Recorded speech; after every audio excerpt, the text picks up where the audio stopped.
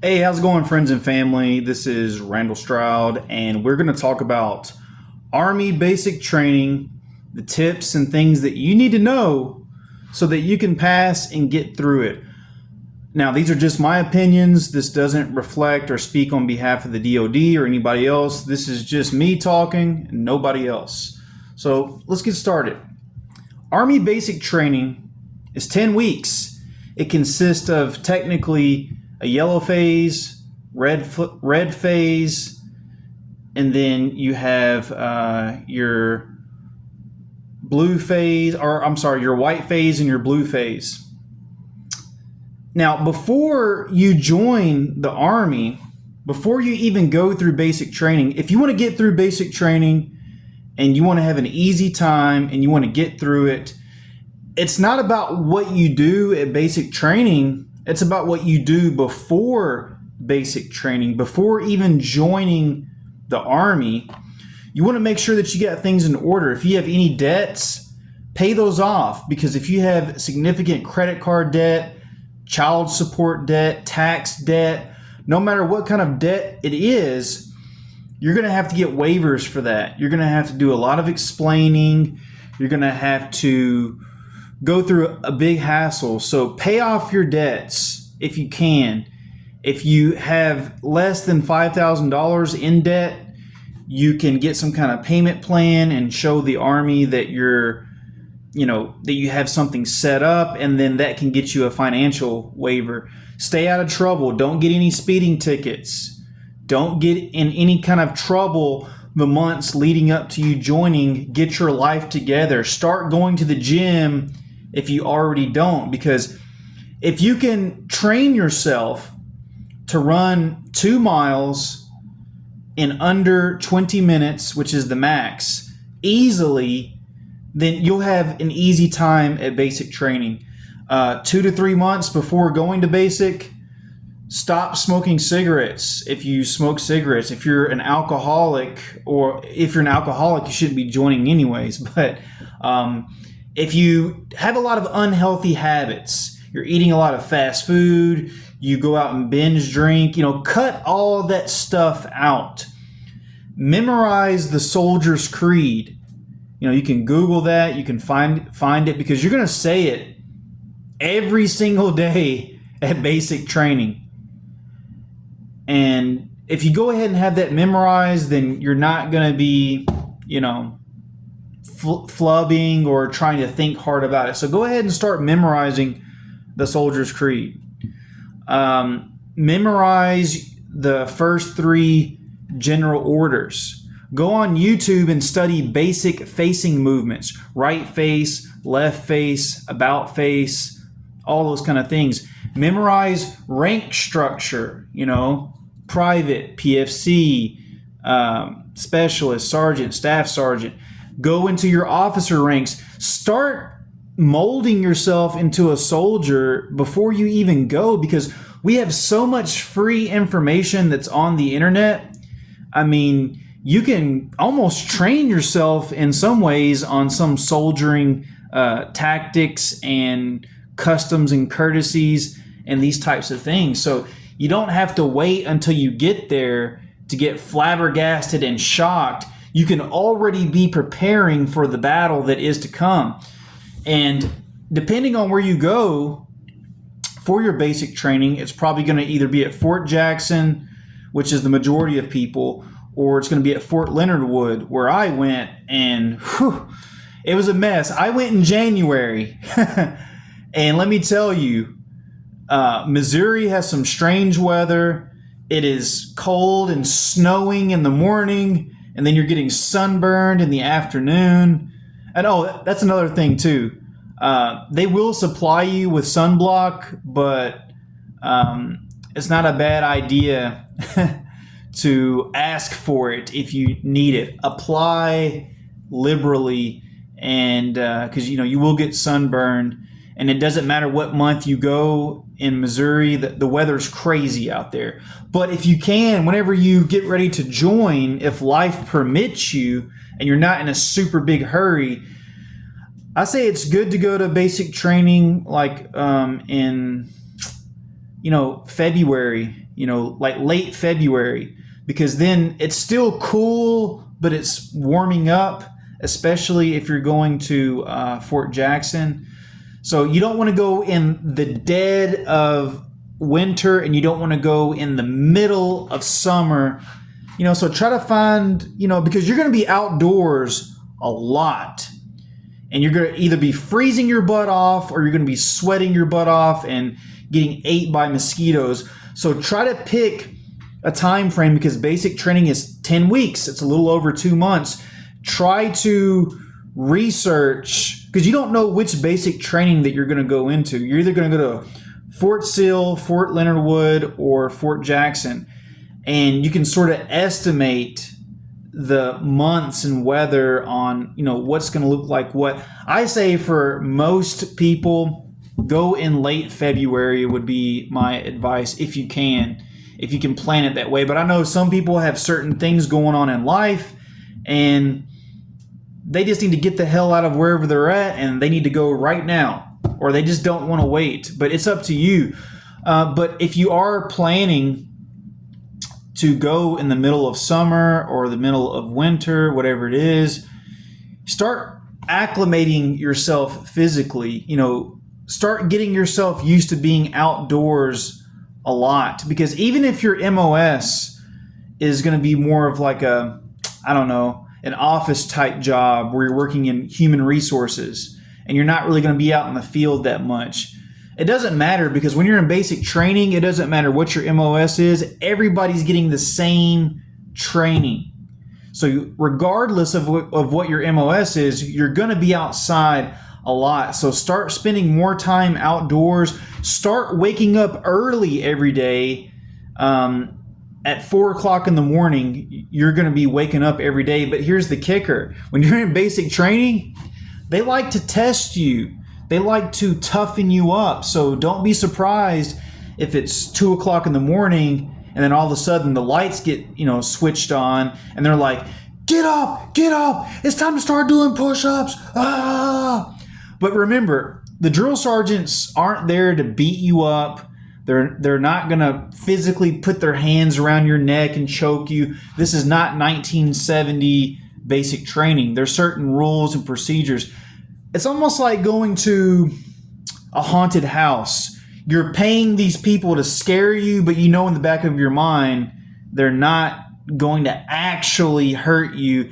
And actually, these drill sergeants, they want you to pass. They want you to succeed, because the better you do, the more it reflects on them for their leadership, so that they can get awards, so that they can get recommendations. Because if they train soldiers and these soldiers perform in a poor manner, it reflects on the drill sergeants negatively, and their career gets affected. So you may not believe it, but your drill sergeants, most of them actually do kind of care about you, at least a little bit. I know some of them, don't actually want to be there 100% because they got orders that kind of force them to be drill sergeants, but the drill sergeants actually get rewarded based on your performance. So they want you to succeed, and they're just trying to motivate you. They're trying to tough you up. It's a game.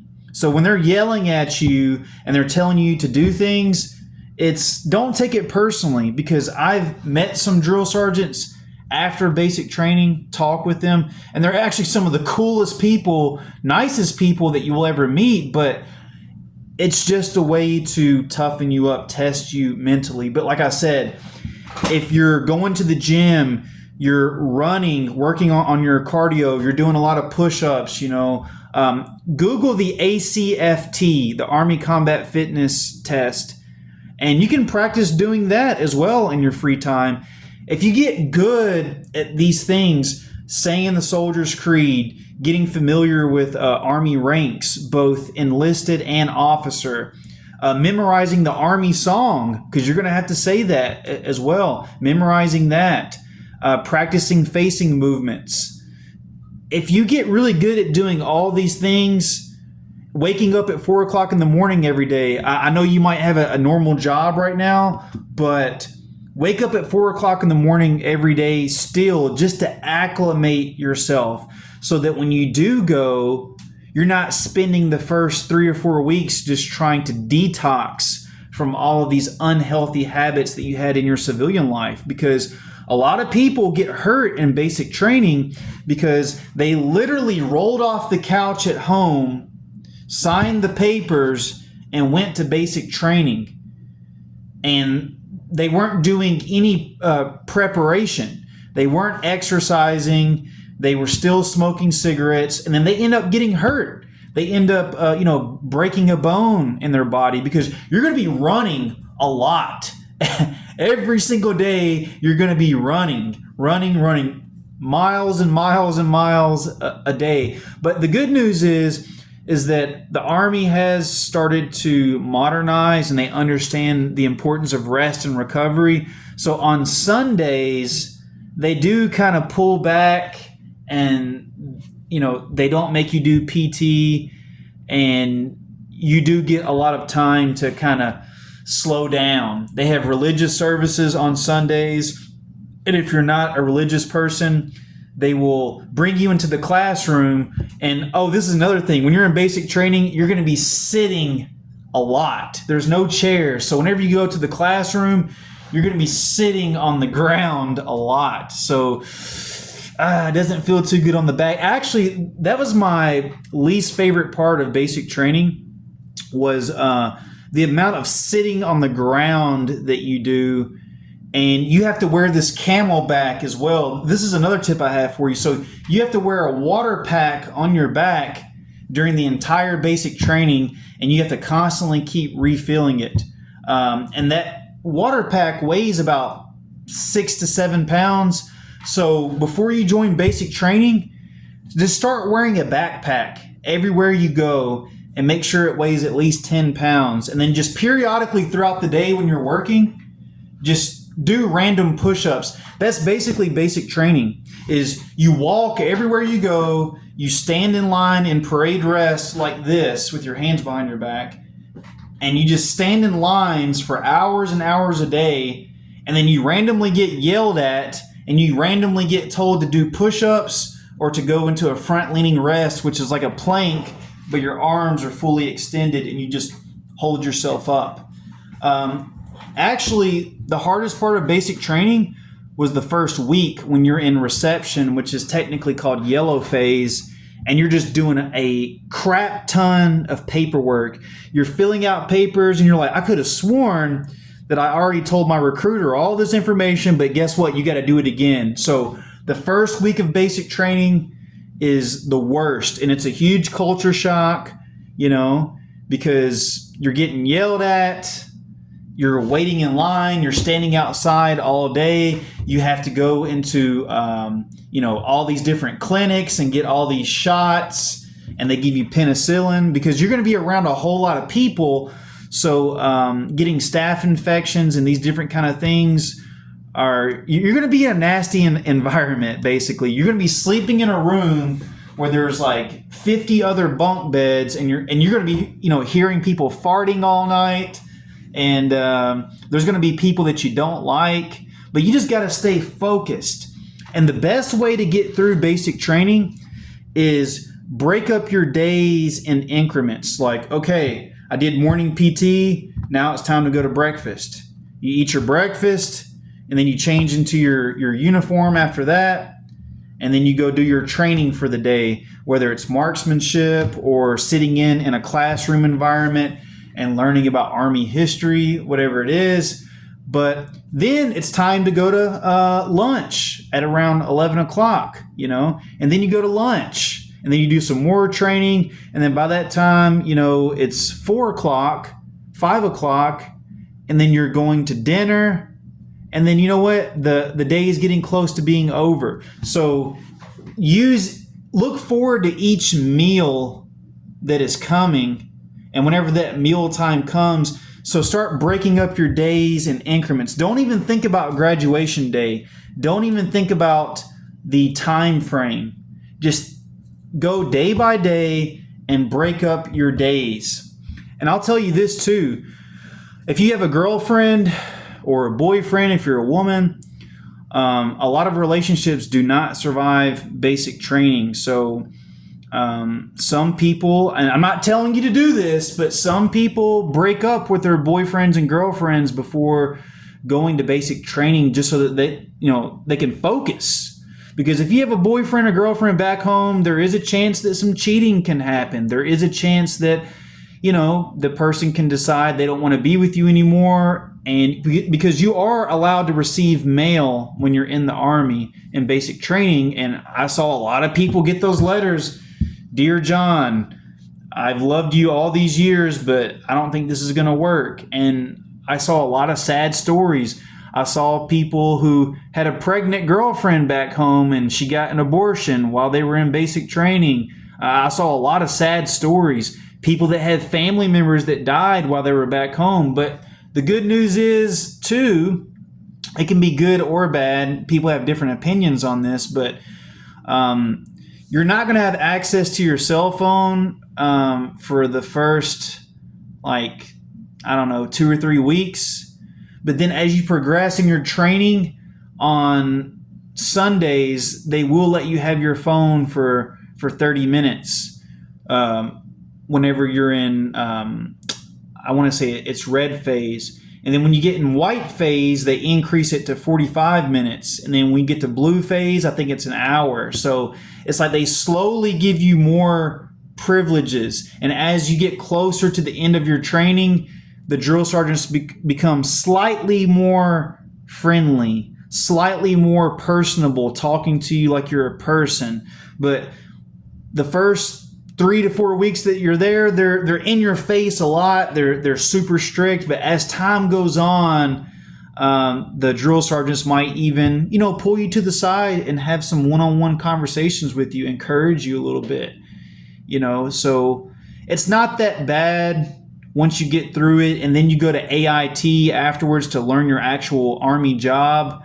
And then you get a little bit more privileges when you go there too, like you're in an actual room, you get to have a TV, and, you get treated more like a person. And then once you get to your actual duty station, it's like a normal job. You wake up in the morning, you do your thing, and then after work's over, you go eat, you go home. You may or may not have a roommate. It just depends. But basic training is really kind of the suckiest part about being in the Army. But after you complete it 6 months, a year later, you'll realize that everything that they were doing was preparing you. Nothing in basic training is accidental. Even whenever you go eat in the chow hall, you have to do facing movements when you're getting your food. And whenever you eat, you have to put your heels together while you're eating. And if the drill sergeant sees you not putting your heels together when you're eating, yeah, good luck with that. So, you might be in basic training and you think, man, this is really stupid. Why are they, telling me to do this? But there's a reason for everything, and just trust the process. There was one guy, one of my bunkmates, he actually had a calendar that he created. And, it was like week 1, week 2, and he just put X's on it, and he was just marking off the days. And I remember as time went on, that calendar got fuller and fuller with more and more X's. And, then before we knew it, hey man, we've only got 1 week left until graduation. And the last thing that I want to tell you guys too is when you're in basic training, don't get mad at your battle buddies, because the drill sergeants, it's their job to mess with you and to always find something wrong. So everyone in your formation, in your platoon, can be perfect uniform, chin is straight, you're out, you're looking forward, eyes forward. And then the drill sergeants will just walk by and be like, why is there a string hanging off your uniform? That looks unprofessional. You know what? This whole group, I want you to stop doing what you're doing, drop and give me some push-ups, and thank your battle buddy, PFC Smith, because he has a string hanging off his uniform and he couldn't clip it off before he came out here. And then everyone's yelling at Smith and saying, hey man, why is your uniform messed up? But, they can't torture you in basic training, but they can do what's called corrective training. And They will look for any excuse to drop and make you do push-ups because they're trying to strengthen you up. They're trying to get you stronger. So, like I said, before you join the Army, spend at least 3 months, waking up at 4 o'clock in the morning every day, memorizing all these things like I mentioned earlier in the video, the Soldier's Creed, your 3 basic general orders being a soldier, the Army song, facing movements, all these things. Prep. And then once you get to basic training, you're going to be like, man, this is a cinch. You can even watch videos on YouTube now about basic training and what it's like. But whenever you go there, don't get into any fights. If somebody pisses you off or makes you mad, just ignore it. There's going to be people that become what you call holdovers. They get hurt or they have behavioral problems and then they get held behind. And you don't want to end up like one of those people where you get into an argument with a drill sergeant and you shove a drill sergeant. Now you've got an Article 13 or Article 15 or any article that they can come up with. And now you got a UCMJ charge. And now you got to be stuck at basic training for the next 6, 7, 8 months while you await a trial, all because you couldn't behave properly. So when you get to basic training, behave, stay out of trouble. And yes, there are going to be moments where you think about, what the hell did I sign up for? Like why am I here? Like, I feel like I'm in prison. I just want to go home. And, you're going to feel like, I want to quit. I want to go home. I don't want to do this anymore. But they're not going to let you quit because you signed a contract, But you got to remember why you joined. Your why has to be powerful. Did you join because you want to serve your country and you love America? Are you trying to get a GI Bill so you can, go to school and not be in debt? Are you trying to, make your kids proud? Maybe you're a single father, whatever. I don't know what your reason is, but when you have those moments where you think about, I don't want to be here anymore. I'm going to, malinger or fake an injury. I'm going to think of something where I can get out of this. Don't do that. Remember why you came to the Army and remember how you're going to feel even if you do beg your commander, please let me out of my contract. I don't want to be in the Army. And in certain situations, they have approved it for people, but 2, 3, 4, 5 years later, 10 years later, you don't want to be that person that says, man, what if I passed basic training? Like, what if I was a soldier? Like, I wonder what it would have been like. Man, I wish I didn't quit. So stick to it and see it through to the end. And then, if you're 2, 3 years into your Army contract and you decide, hey, this is not for me, you can always complete your contract and get out honorably. But also, too, depending on where you get sent, it depends on what platoon section that you're in. It depends on your duty station. So when you join the Army, it's like there's a variety of experiences and you can't just judge it based off of basic training or AIT or your first duty station. The Army really is kind of like Russian roulette in a lot of ways. Like, you don't know exactly what you're going to get, but that's life in general, and there's always risk. If you get married, there's a risk that you'll get divorced. If you get in your car and drive down the street, there's a risk that you'll get into a wreck. There's a risk for everything, but it's about your attitude and how you make it. And for me, my mental game going into the Army basic training was it's their job to make this as sucky as possible. You know what? I'm going to laugh at the pain. So whenever they say, okay, we're going to do a 7-mile ruck march, I'm thinking 7? Huh. Man, I wanted to do 8. Even if it's a lie to yourself. Play mental, psychological games with yourself. Hey, we're going to run 2 miles this morning. Huh. Well, I used to run 4 miles. Back when I was a civilian. This is nothing. And then whenever you see your battle buddies complaining, especially those weaker ones, and they're like, oh, I don't feel like doing this, you can say, come on, soldier, this is nothing.